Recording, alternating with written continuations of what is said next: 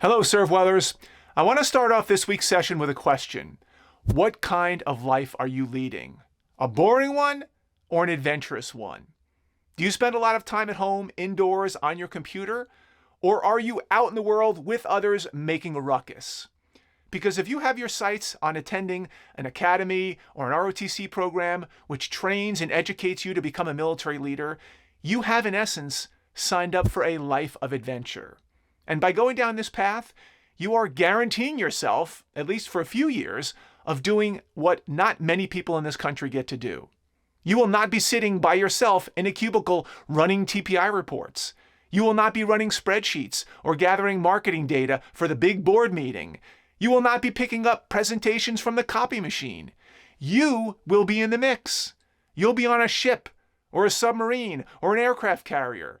You'll be flying jets or helicopters or other fixed-wing aircraft. You'll be leading Marines. You'll be free-falling out of airplanes, deactivating IEDs, targeting terrorist cells. Maybe you'll be piloting a cruise ship through the port.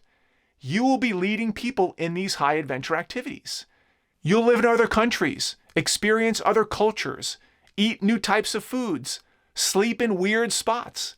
You'll be leading a life that few others will ever lead.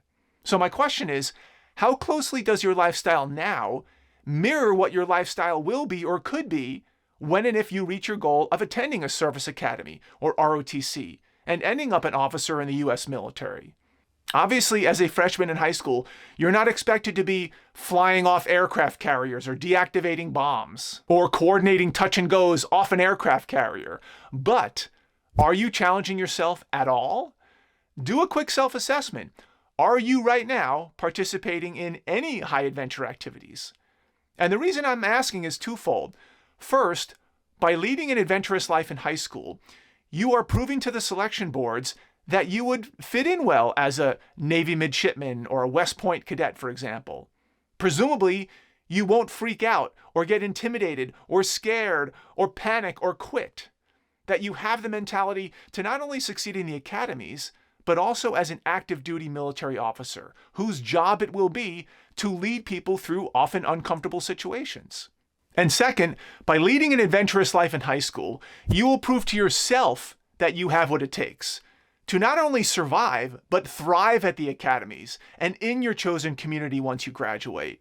So if, over the next 1 to 2 years, you find yourself reluctant to get involved in activities that push you into discomfort or challenge your assumptions, then maybe you're barking up the wrong tree.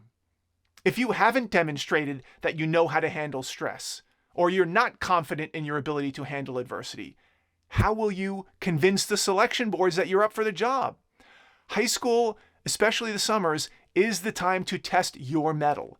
It's the time to not only prove to yourself what you're capable of, but to convince others as well. And if you're wondering what types of activities might help demonstrate this type of ability of dealing with discomfort and building that type of self-confidence, let me share with you a few high-adventure activities that ServeWellers, including my own 4 sons, have done over the last few years that demonstrate that they will not crumble under the pressure of something new. Water skiing, kite surfing, spear fishing, obstacle course racing, marathons, living overseas, learning a new language, getting lifeguard certified, getting CPR instructor qualified, free diving, spear fishing, motocross, parachuting, survival training, shooting sports, ice fishing, rappelling, rock climbing, surfing, hunting, boxing, jiu-jitsu, boating, escape rooms, kayaking, pottery, cliff diving, canyoneering, firefighting, and so many more. Obviously, there's nothing magical about these particular activities. They're just a list of things that ServeWellers have done over the last few years that have helped them succeed at service academies, at ROTC programs, and as officers in the military. The point is that they represent a variety of activities that present well on a resume. They also stand out on an application, and they're great conversation starters in interviews. So here's the takeaway. Come up with your list of current activities and see where they fall on the adventure spectrum. Maybe you're already doing all kinds of cool high adventure stuff. If you are, great. Keep up the good work and keep pushing yourself. If your list is a little on the light side when it comes to adventure, it just means that you should start adding some activities to your to-do list over the next few years. And if you've done some cool stuff, please add them to the list below in the comment section. We'd love to check them out. Until next week, continue to study hard, play hard, and don't forget to serve others.